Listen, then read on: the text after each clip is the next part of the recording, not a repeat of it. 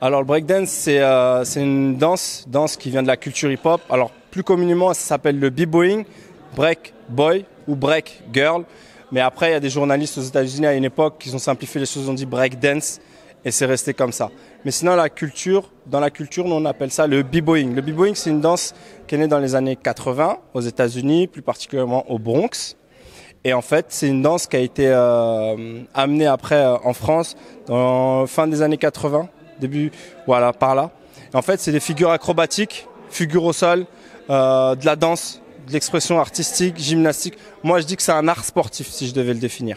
Alors, je leur ai amené de façon très ludique. Dans un premier temps, je leur ai expliqué ce que c'était que le hip-hop avec un petit quiz rapide. On leur a fait une petite démonstration pour leur donner un peu l'eau à la bouche, leur donner envie, leur faire peur aussi, parce que du coup, ils se disent « Ah, on va pas faire ça, on va faire ça ».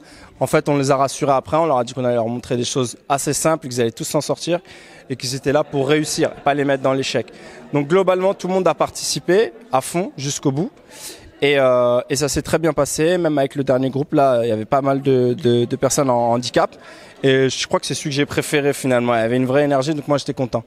Alors, très simplement, en fait, on s'est mis à deux déjà pour diviser les choses et plus pousser les choses une demi-heure avec chaque intervenant, travailler une spécialité en particulier. Et au-delà de ça, au niveau des rythmiques, prendre des rythmiques lentes pour qu'ils puissent avoir le temps de se poser, pas être en difficulté, bien parler avec eux, leur donner de la motivation, rigoler surtout, pas être trop sévère avec eux, mais leur montrer aussi que sans travail, on peut pas réussir. Donc voilà, c'est un mix des deux et ça s'est bien passé sur les 2 jours.